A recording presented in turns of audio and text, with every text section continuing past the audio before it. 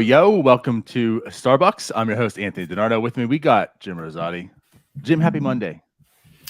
Happy 3rd of July, Monday. It's kind of that weird, you're the weekend, and then today, and then tomorrow's 4th of July. Yeah. So there might be a lot of, stay home. Might be a lot of long weekends out there. It might be a lot of, one-day work weeks, followed by another mini week. However your schedule's set up. Yeah, well, I have to work, and then I'm off tomorrow. So that's how my setup goes. So I'll put it this way. If you do work today, it's probably one of the least productive days you'll have of the year. So congratulations to that. Yeah, I mean, that's why we're not working today. Everybody have a happy pirating day. Exactly. There you go. Speaking of that, Pirates lost 2 in a row. They went the Magic. Even though the Furries were in town, I mean, Andrew McCutchen had his nice little Friday. And then that was about it. So it was kind of unfortunate. I was hoping for a big weekend. I mean, the in-division game, it's the Brewers. Maybe the Pirates can make a little bit of steam. Not too much. No, just one game. That's it. But we won't go too deep into this weekend in those games. There's some good news that came out this weekend. What's that? The All-Star game is coming up, and they made their final announcement on all their selections. Well, I guess not the final. There'll be some reserves that keep sneaking up, but we had the fan vote, and of course, no Pirates came in because, well, yeah, obvious reasons. But now they selected all the rest of the roster to fill out, and Mitch Keller, Jimbo, Mitch Keller is an All-Star. Imagine saying those words a year ago. Yeah. Do we want to make that our single shot? We could. Why don't you go ahead and do that?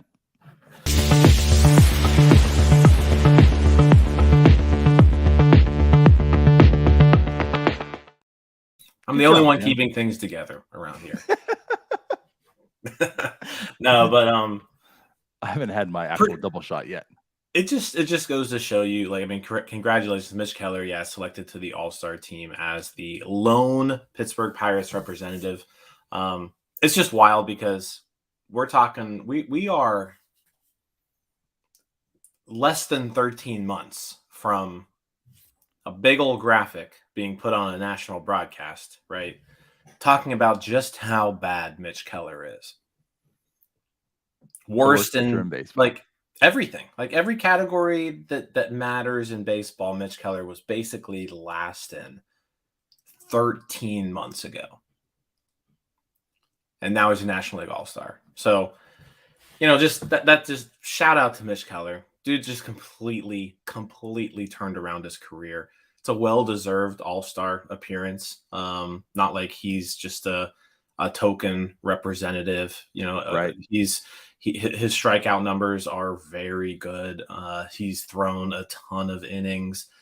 His WAR's up there, where it should be. His ERA's low. He's very well deserving of this All-Star appearance.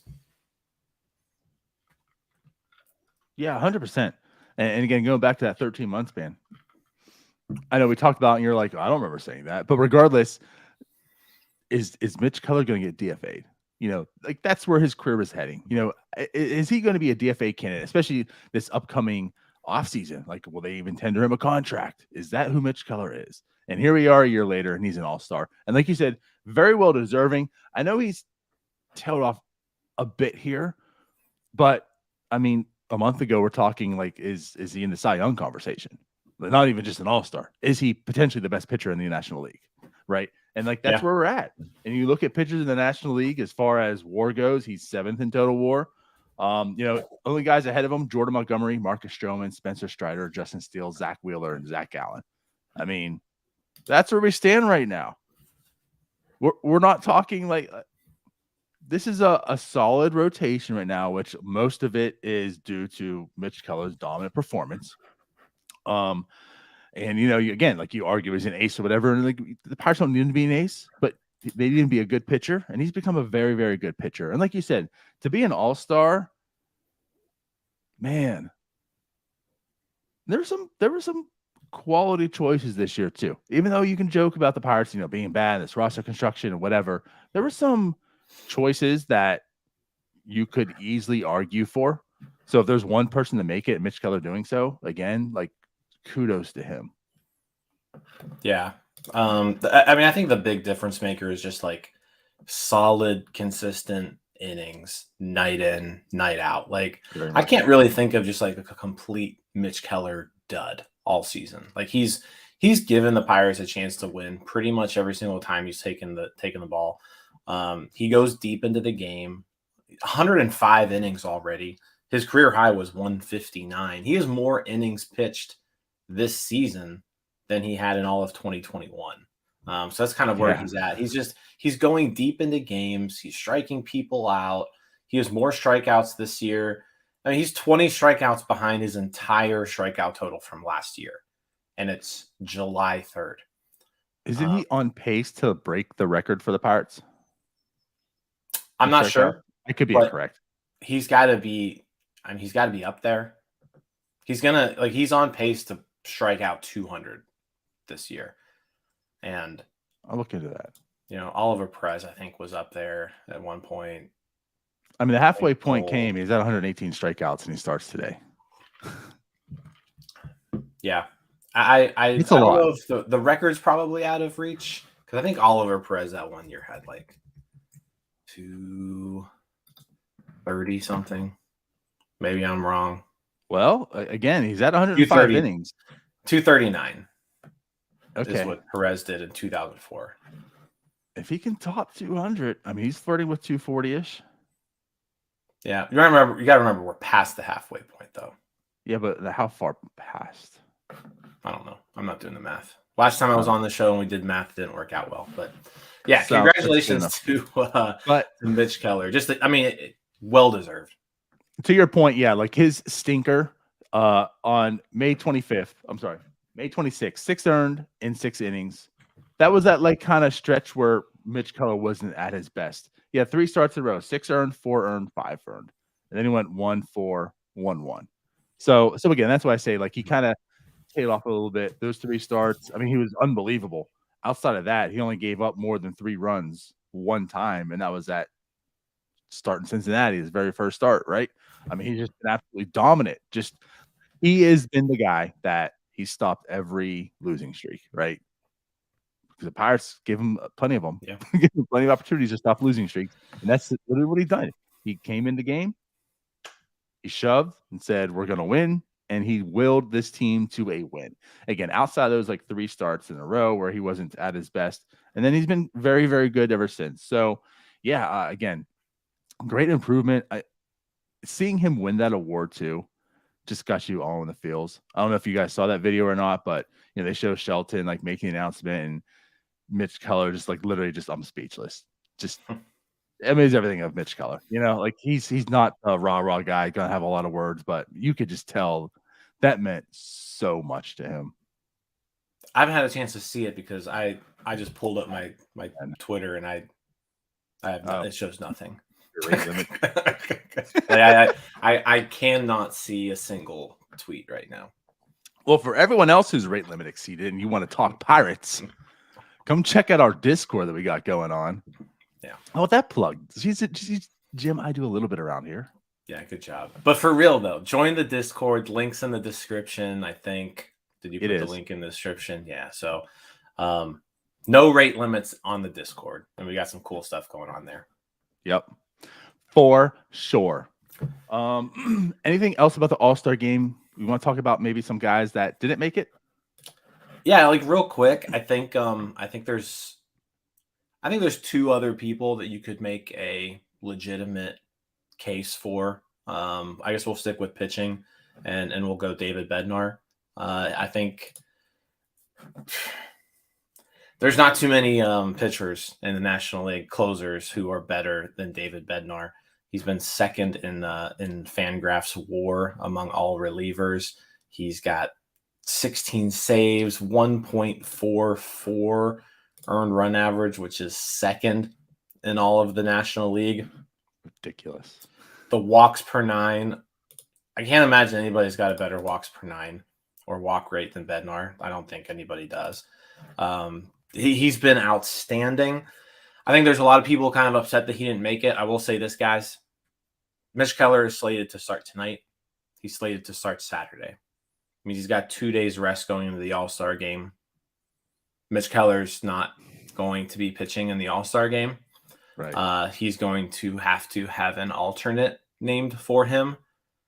My guess, David Bednar will be Mitch Keller's alternate. So the Pirates will eventually get 2 All-Stars, and Bednar will probably get in. If I'm just kind of connecting the dots and looking at what's out there, I can't foresee David Bednar not eventually getting into this game because Mitch Keller is going to have to need a sub.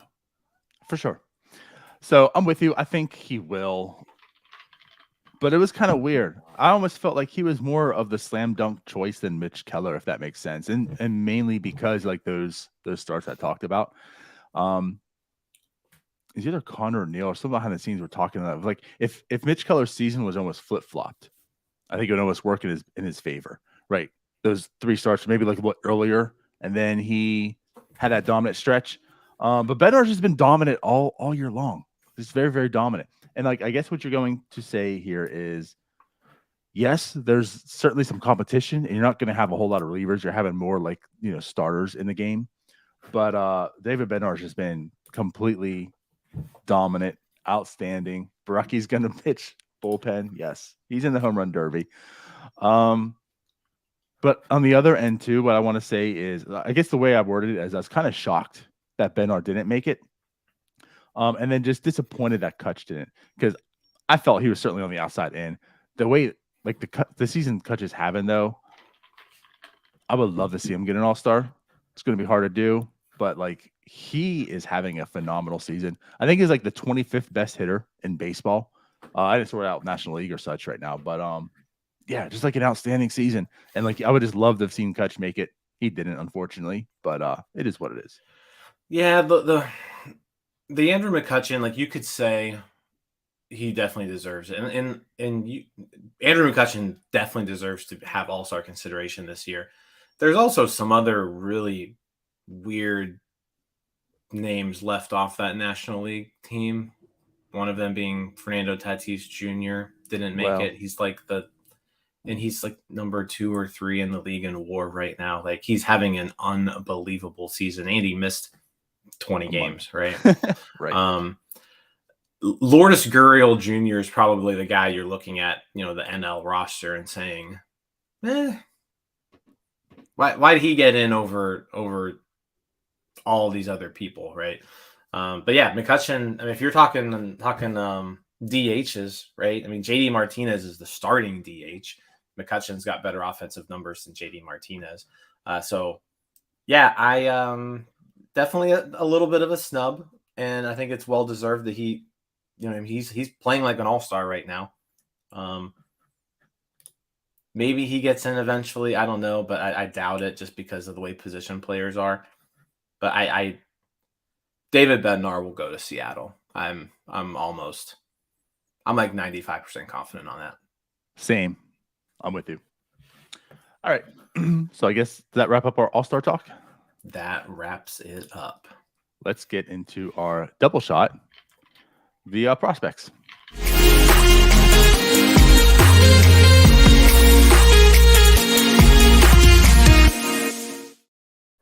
So I'll say this: there's been a lot of movement, recently with the farm. I think where the season started, there was a lot of questions with what's going on. Where's the development? Where are these players? And then this like that, a lot of them turned it on and have become really, really good. And you've seen a lot of promotions. So let's kind of go down as we do, right? We'll go each level, kind of point some of it out. I guess Yeah, your real strength. quick though, before we even go into that, good point. Like we've seen a lot of people get promoted here lately. Hmm. Um, Thomas Harrington got promoted from Bradenton to Greensboro, um, Greensboro to Altoona. Sung-Chi Salamino. Chang got promoted. There's another pitcher too. I thought Anthony Salametto. So yeah, you're seeing these people move through the system. Jared Jones getting promoted to AAA from Altoona, and then you saw Henry Davis kind of rise through the system as well. But yeah, a lot of minor league promotions in the last week or two. Yep. And one thing I want to point out here too, I know we've kind of talked about this internally, but I guess for a lot of, I mean, Ben Tarrington does get a lot of hate around these parts, Pirates Twitter, and obviously we talk about him and some things, but very, very aggressive on some people as well. Like Solometo, you mentioned. I mean, to me, like it's been a pretty aggressive push for him. Him already being in Double A right now, and mind you, I'm not gonna take your thunder. I'm not sure if that's the guy you're talking about. But he's been dominating there.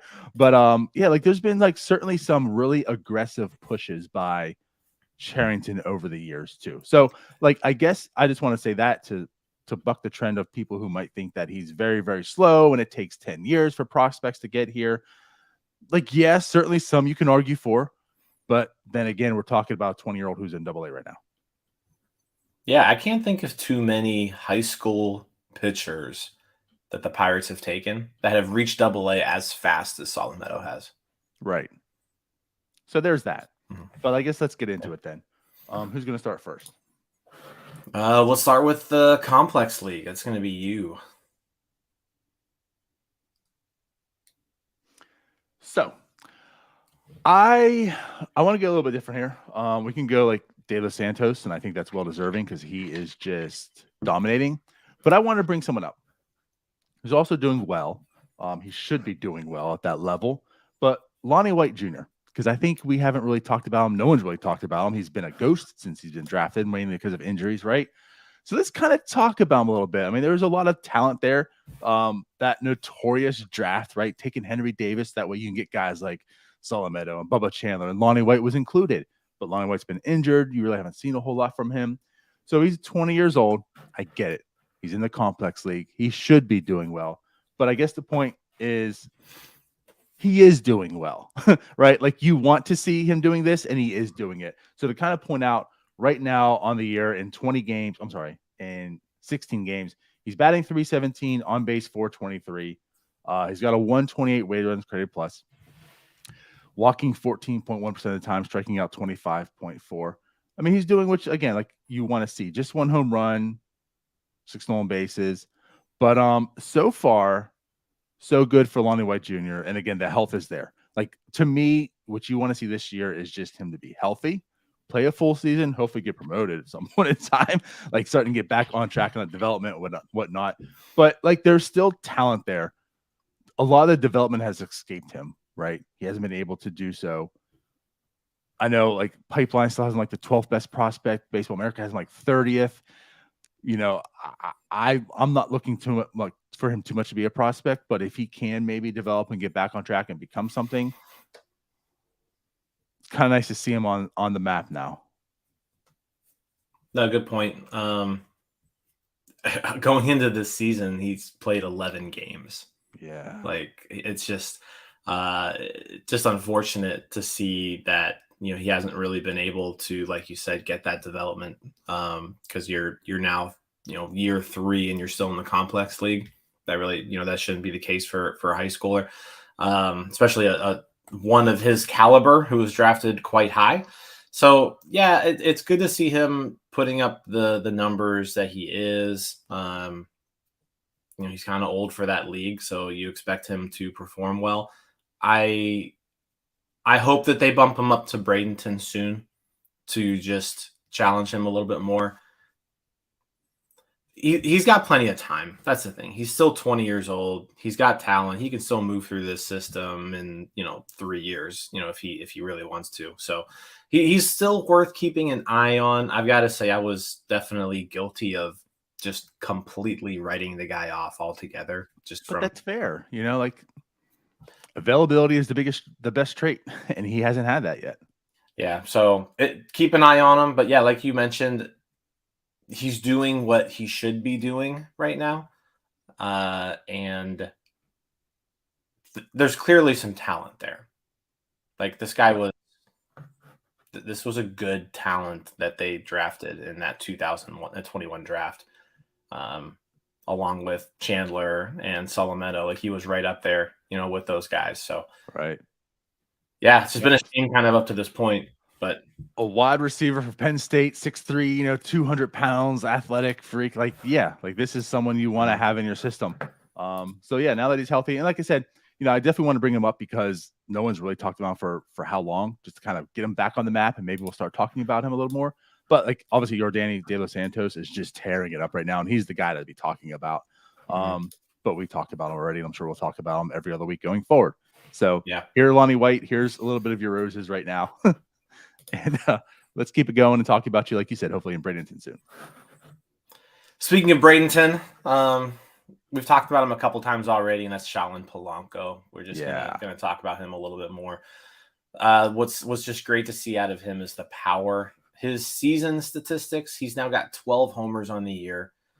He's hitting 250, on base percentage of 332, slugging 469. Weighted runs created plus of 116. He's just 19 years old, just turned 19 back in March.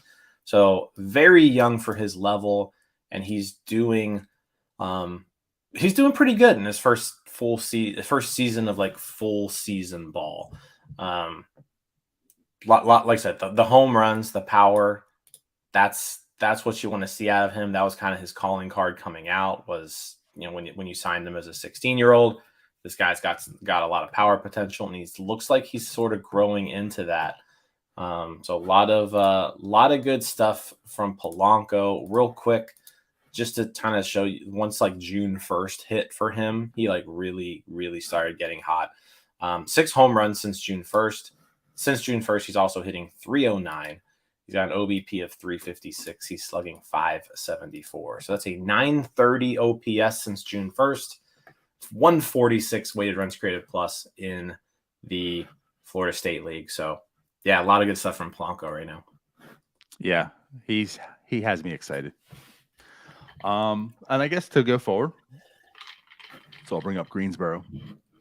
One thing I want to say here is we've talked about promotions, and I think this is like what's hurting Greensboro right now. There's not a whole lot to look at this team and say, let's look at this guy. Because there was a few, and now they're gone. They're in Altoona. This isn't too exciting. I think like you and I talked about, especially you, maybe about a month ago, how like there's a lot of guys on this team that just really aren't prospects. Like you don't envision them really becoming like a major league player, like the Hudson Heads of the world, right? And so like I'm looking at this team, I'm just like, I really don't want to talk about too many people. Really, what I want to talk about is how this is almost like a dead roster. Like you just kind of move on and look elsewhere, which is okay because Altoona has a lot of tantalizing prospects and, the ones we talk about below. But I guess the one person I want to bring up is JP Massey. He did get the call up. He was fine, right? He got the call up deserved. Also in the futures game, so to point that out, JP Massey was a pick last year. 7th round pick. Yeah. Yeah. So like with JP Massey, I guess I want to say is he got the promotion. And look at his overall numbers. It's not like it's anything great, but it's made me feel about he's had 3 starts. One was a dud, right? Talk about if Mitch Keller had a dud. JP Massey had a dud. In his second start in Greensboro, 4.1 innings, 5 earned.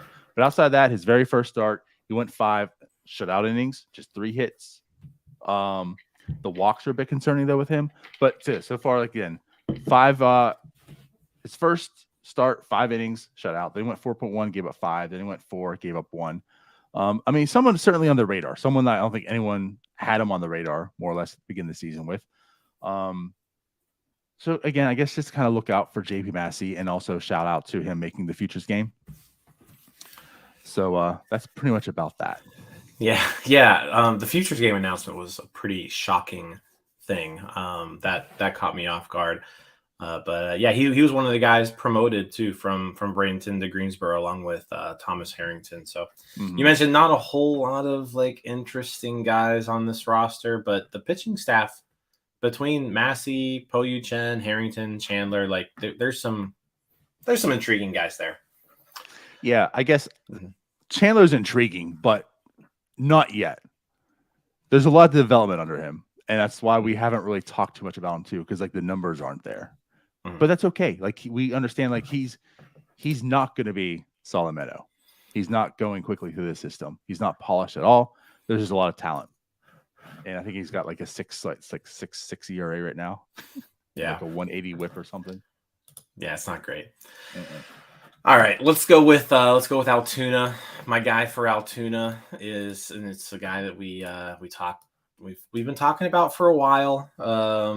He's been in Altoona for a while, but Liover Peguero, he's really heating up here, and it's interesting because it's kind of the opposite of what we saw last year. Last year he started off pretty strong in Altoona, and then he just completely tailed off as the season went along. Now, since June 1st, he's been hitting really well. 282 since June 1st, 282 batting average, 347 on base percentage, a 545 slugging with an 893 OPS. He's up to 7 home runs also just in that time period since June 1st. So yeah, he's got 11 homers on the year now, showing that power. You're looking at like his approach at the plate too. The strikeouts down 17.8% strikeout rate. He's walking around 10% of the time. That's an all-time high for him. So you're seeing Peguero's approach kind of getting to be a lot better. He's still only 22 years old. Doesn't turn 23 until New Year's Eve. So he'll be at 22 all season long. I would like to see him kind of maintain, because we've seen this from Peguero in the past where, you know, he'll do really well for a stretch. I think he's getting pretty close to like a promotion to Indianapolis.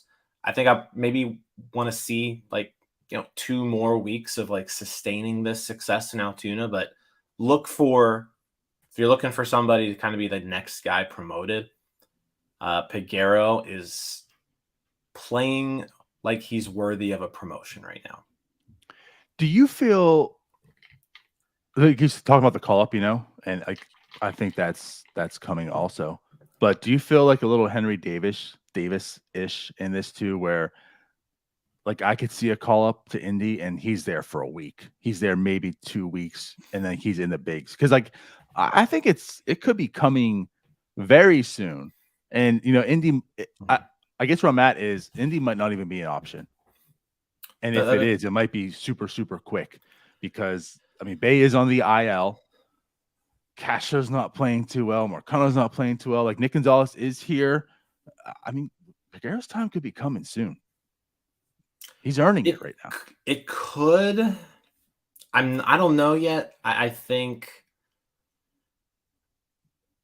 it's going to depend on the need at the major league level. I mean, it's possible. It's possible. I didn't see Nick Gonzalez getting promoted this quick, and that's happened. So I guess that's just where I'm at. I personally wouldn't be shocked if Peguero skips AAA. I'm not saying he'll never see AAA, you know, in his life, but he could be a call up, and then you know he could be sent back down or whatever at some point in time. But like, yeah, even if he goes to AAA, I don't know. I'm almost at the feeling of his time might be coming sooner than later. And he Nostradamused it, you know, when he was there watching his boy Nick Gonzalez play. He says, "I want to be here," and then he went off and hit 2 home runs the very next game. He's just going to manifest it. Yeah. Yes. Absolutely.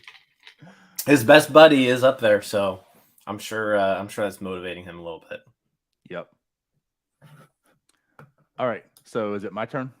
It is your turn. Let's get to Indy so we can talk Indy, because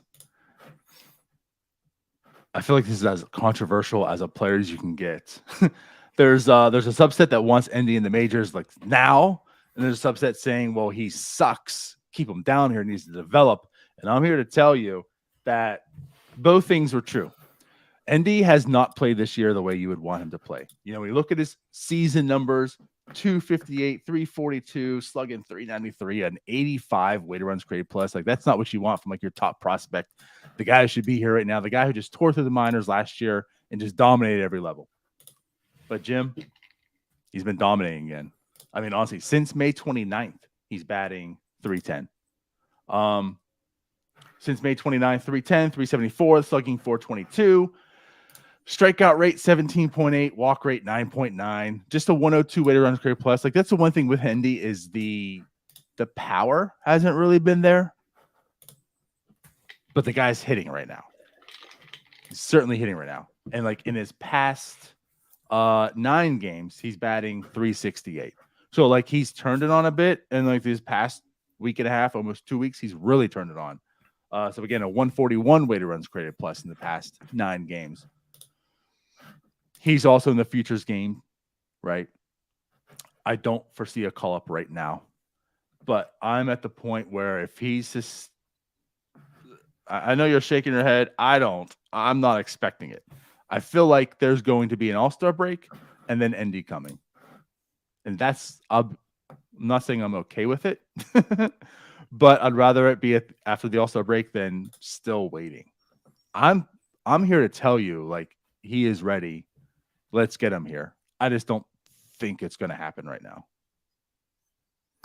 I think that's fair. I don't think it's going to happen right now either. I think it should. I think it should happen right now. I think everybody knows my opinions on Endy Rodriguez and where he should be. Like you mentioned, the power not there lately, but his approach is still so good. He's still not striking out. He's still walking. Like he's doing everything like from an approach standpoint that you want to see. The BABIP, but it's just, you know, at like an all-time low. So it kind of just makes me feel like he's just getting a little unlucky, really. He's not hitting the ball over the fence as much as he has been, but the power is still, like, he's still got a little bit of pop. Like, he's gonna, if he just finishes the year off, he's gonna be well over, you know, double digit in home runs. And something, just stop you right there. Something just to point out too, in that 9 games I mentioned, 3 doubles, 1 home run, and he is slugging 526. So there like, you go. Power's kind of, and we haven't talked too much, but exit velocities as well have been creeping up. Yeah. So I would love to see Endy Rodriguez in Los Angeles tonight. Sure. I feel like he should be the team's starting catcher moving forward. But we know how that may go. Yeah, he's heating up. Always good to see. He had a really good week this past week. And yeah, hopefully he continues that, because if he keeps hitting, it's going to be really, really hard to not bring him up. Like, then you're looking at a perfect storm between, you've got a hot hitting prospect and you've got a major league position that is a black hole in the lineup. So at that point, you got to call him up. I'm with you. And we know it's not going to be Hedges, but like, there is a Jason DeLay who we gave you Endy's numbers since May 29th. Jason DeLay's number since May 29th is 181, 235 with a 28 weighted runs created plus. So like, there's certainly that player you could make the move for if you want to keep Hedges, which I'm sure they do. So I'm with you, man. Like, I would call him up right now, but I know they're not. But it's coming soon. Like, Endy he's at the point now where he's forcing the hand. You could always make the argument where he wasn't before. You're calling him up because of merit. You're calling up because he's Endy, whatnot. He is now at that point where he's starting to force the hand. I'm here. I'm ready. I'm hitting. Let's do it. Yep. All right. Well, I guess speaking of that series, do you want to get to our final triple shot and talk about this upcoming Dodgers series? Let's do it.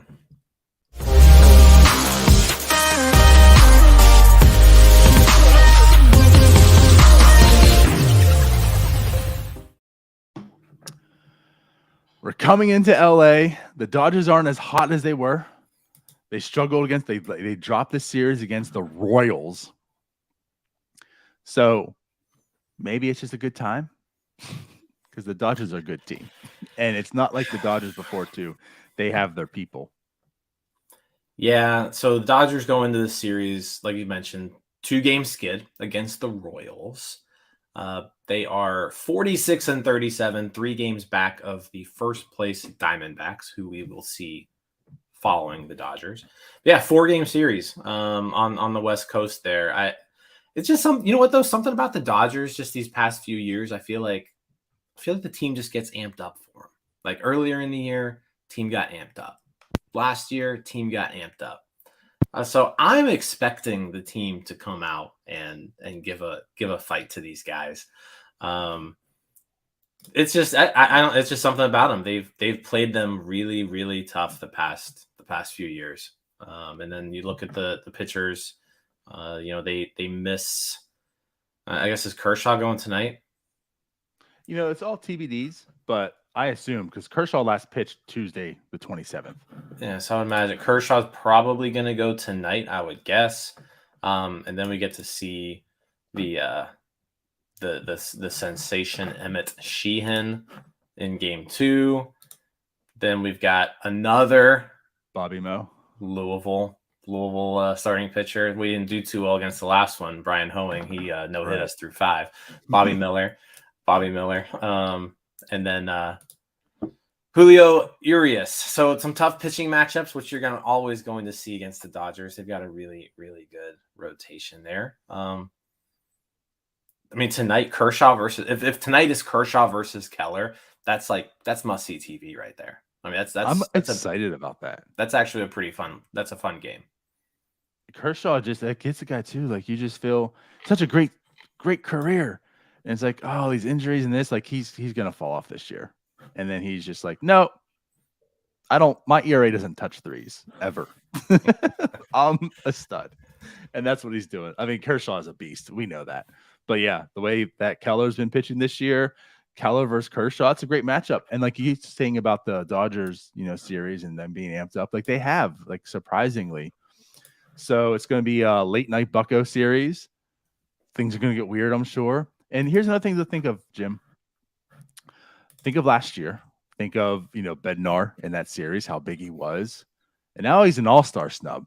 You might be kind of pissed off. You've pissed off David Bednar. Look out. We're going to see 4 different 9-out David Bednar saves. Yes. David Bednar is going to pitch 12 innings this series. There's an all-star break. 12 scoreless innings, yeah. Yeah, there's an all-star break. He's not selected, so Shelton's like, we're good. You are available. Yeah, so no, I mean, it should be fun. Again, like the Pirates starting pitching staff has kind of gone blow for blow with every other staff that we've come across so far. So I'm kind of expecting the team to. I want to see some fight this week. I said we've seen it from them. We've seen it from them in the past. It took 2 of 3 from the Dodgers earlier in the year, and when they did that, they like legitimately looked like. I mean, this was Pirates' peak, right? This was when they were, I think, 18. They won the last game of that series to go to 18-8, and the Pirates looked like the best team in baseball at this point. Like they looked better than the Dodgers. So here we are 2 months later. Roles are a little bit reversed, but they're not the best team in baseball, Jim. They're not the best team in baseball. No, you're such a loser. Yeah, such a negative mentality. But no, 4-game series. I expect them to come into the series with some excitement. A win tonight would be huge. Taking that first game. Let's split this at least. Let's split this series. That's a win. That's for sure a win. Splitting it in LA against the Dodgers. That's a win for sure. Yeah. But you know what? Actually, let's just sweep them. Let's just sweep them. Fair. Not asking for too much there. But like, I understand like the 2 losses. The Pirates just lost 2 in a row right to the Brewers. But I feel as if they're playing better baseball right now than they have in a while. Like I'll at least give them that, especially offensively. But they're playing better right now than they have, and that says a lot. Granted, doesn't mean a whole lot because they're still not a great team. We understand that. Now, if Indy comes up, maybe that does change some things. But what I'm saying is, like, I guess right now, for playing the Dodgers in a 4-game series in LA, with all the things you talked about, is they've actually looked much better, right? The offense have definitely come alive. The pitching has been suspect for sure. But again, Mitch Keller tonight's a big win, right? If he can go 7 innings, hell, maybe even 8 tonight, that goes a long way with David Bednar being available and such. Colin Holderman's back. Like, there's some reserves coming back and helping out this bullpen that's been very, very depleted, as long as Shelton decides to use them. So it's asking for a lot still to tie the series up, but it certainly can happen. And again, like, tonight's probably the biggest thing. If Mitch Keller can put it through and they can lose to Kershaw, I think it happens. Yeah. Vito's getting the second win. I will say this, like, what they need to actually hit these starting pitchers. I feel like that's kind of been the MO the last week or so. The Pirates are doing some damage offensively, but very true. They're waiting a long time to do that. The starting pitchers have kind of been a problem for the Pirates here in the last 2 weeks. And then they're doing their damage against the bullpen. Against the Dodgers, you're going to have to do some damage against the starting pitchers because the bullpen's pretty damn good. They got some good arms out there. So, like, the starters are good for the Dodgers, but that's kind of, I mean, you have Sheehan, who is young, and he's only had, a handful of starts under his belt. Bobby Miller, obviously the stuff is great. He's probably going to be a really good pitcher, but he's also still very, new, young. He's a rookie. Not a whole lot of innings under his belt either. So if you can get to those two guys, you gotta do it. And I feel like Urias is someone who Pirates have actually hit pretty well, in recent memory. So yeah, we'll see how they do. Tonight's going to be the tough one. If Kershaw's going tonight, that's going to be tough. But yeah, we're still TBD. I'm not sure what the Dodgers are waiting on there. Yeah, neither am I. But I'm with you. And like, you have a good point. The Pirates, Kershaw's shoulder is hurt. That's the latest update. He could possibly go on the IL today. Oh, well then it might not be must-see TV because it's going to be a bloodbath. That changes some things. Yeah. No, that's a good point. I guess, again, with the Pirates offense, it has come alive, but certainly you're right. Like, this team can't have a perfect game through 5 and then decide to score 6 runs. I mean, I guess they could, but like, that can't be the mentality. Don't get perfect gamed against in 5 innings. Have some fight in the first 5, like with the starters. Yeah, that has been their issue here. I guess the other thing to point out too, like I mentioned, the last time they did play the Dodgers, there were some injuries. They didn't have, like, they were at their peak optimal lineup. They're back and they're good. I mean, Mookie Betts, Freddie Freeman, Will Smith, all having dominant seasons. Outman has cooled off. I'll say that at least. Outman is not like MVP caliber player anymore. He's come back to earth. I think rookie of the year considerations is pretty much all but gone now. Yeah, he's done. But yeah, this offense is producing right now. They're hot and they're good. And we know how you look about your Will Smith. You look at the lineup, and like 1 through 7 on this team is playing well. Even Jason Hayward is having like the best season of his career at the plate. It's wild. A 127 weighted runs created plus for Jason Hayward, who's like, I feel like he hasn't done that since. He hasn't done that since like his Braves days, I feel like. Yeah. So, yeah, crazy stuff. They get rid of Cody Bellinger, and they get Jason Hayward, and all of a sudden Jason Hayward becomes Cody Bellinger. And what's funny is Cody Bellinger is having a good season too. Mm-hmm. But yeah, they get Jason Hayward, and it's like, all right. He's having a Cody Bellinger type season, like a 1.5 WAR already. The guy's pretty much on pace for almost like a 3 WAR season, Jason Hayward, and that's with the bat.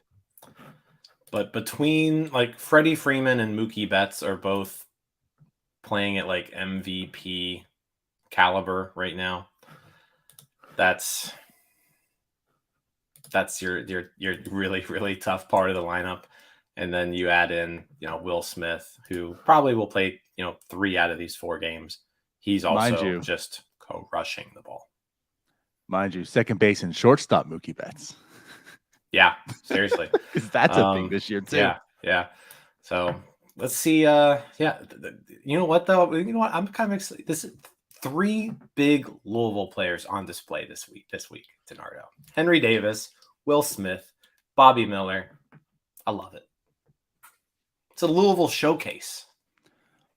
They gonna call up rushing for you this weekend too?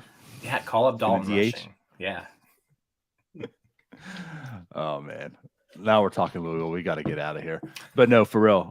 It's certainly a tough matchup, and it doesn't get any easier, right? Like you mentioned, and then they play the actual first place team with the Diamondbacks upcoming. But I think obviously the Dodgers are the one you fear the most, and they're on all cylinders for the most part, unless Kershaw doesn't start tonight. So I guess stay tuned for that.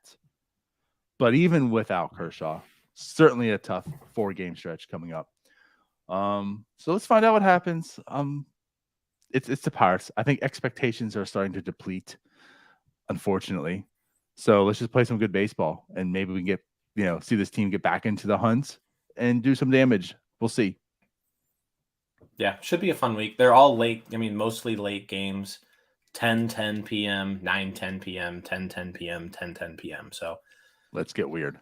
We'll have some late night post game shows this week, but we will be here for you after every game. And some really good banter and conversation in the NS9 Discord. So go ahead and check that out and join. We do have some things coming up. We're working on some things in there too. So, yep. Are we done with this? Let's. There you go.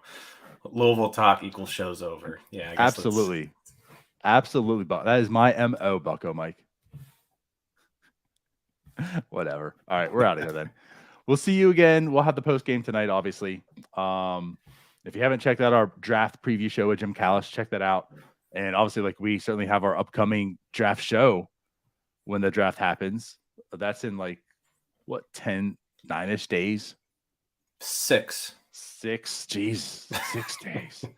We got to get on that, by the way, because apparently it's in 6 days. So tune into that as well in 6 days. But we'll see you later. Bye-bye. See you guys. Hey, you all. Thank you for watching. I know we try to provide the most entertaining content that we can, and we'd love to spread it to as many people as possible. So I know it doesn't seem like a lot, but if you could take the 5 seconds to like this video and subscribe to the page, it helps out so much more than you know. Thank you, and let's go Bucks.